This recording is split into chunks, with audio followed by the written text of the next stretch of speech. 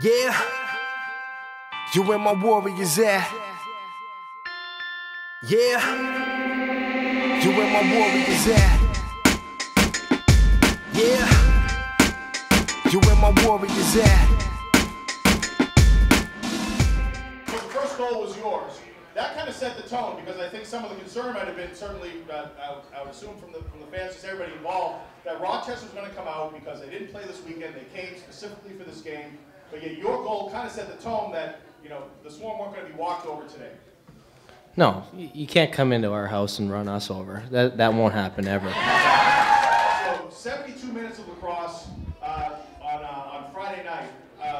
Seeing that game, the amount of intensity of that game, second longest game in the history of the National Lacrosse League. I saw you guys pregame. You looked a little bit, not down, but quite frankly exhausted. What did you do? How did you guys get up again?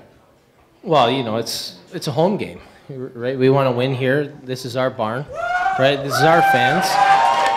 So we obviously, you know, we just find the energy when it comes, right? We're ready to go. We want to put on a show. So again, credit to you guys, you fans. You guys are unbelievable once again, and we owe it to you. Just an unbelievable performance again across the board from the scoring perspective. Ryan Benesch, Jordan, you had 2, Suits had 2, Jamie Suchuk had 2. Again, offensively, it's not possible to key on any one particular guy on the offense. And earlier in the game, you weren't getting the things weren't happening for you, but you kept persevering, and in the end, it worked out well for a couple for you. Yeah, well, that's what our offense is built on. I mean, we have Benny and we have Callum, and those are our stars up front. But you know, you want to try and key on those guys. We're so deep up front, with legs that can run all day. I mean, we had a real long game Friday night and then come out today to play a tough Rochester team. And the depth that we showed on offense, I mean, as I said, you want to key on Benny, fine. Callum could score, we can score, vice versa. I mean, everyone can put the ball in the net, everyone can set up plays. So it's tough for teams to just key on a couple guys. From an offensive perspective, as you're watching when Rochester has the ball, you're thinking they're just going to keep coming on Evan, and Evan kept making the saves. That had to embolden you guys as an offense to say, look, our defense and our goaltenders in this game in a big way. Let's get 1. Let's get 2.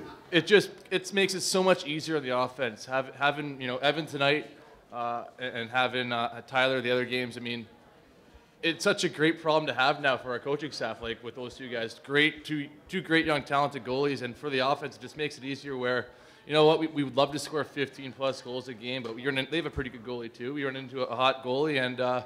It's nice to know that we can win a game scoring 9 or 10 goals. Like that's great. A great feeling to have as an offense. Takes the pressure off quite a bit. Suits, you want to grab the mic for a second? A question for you. So the game that we won Friday night, overtime game, some would say the best game in the history of the Hive. So let's hear it for that game, right? Yeah, yesterday, now a lot of the families are in town. You guys had to do something to kind of to get yourselves to at least mellow out to then get back up. A back-to-back game, is that easier than a game and then a day off and then another game and a matinee? Because this Sunday matinee thing could have thrown you guys for a loop. Yeah, it was definitely a different routine. We were at the arena since 8 o'clock this morning. So, I mean, you can look at it 2 ways. One, we spend all this time together as a team.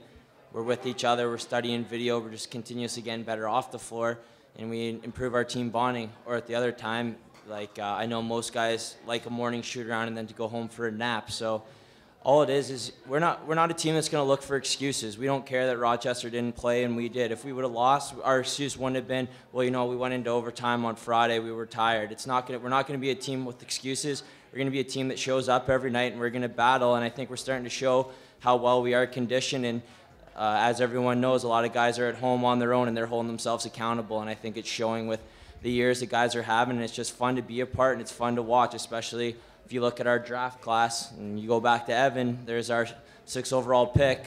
Just looked like he should have went #1 in the draft tonight in my mind, so it was fun to be around.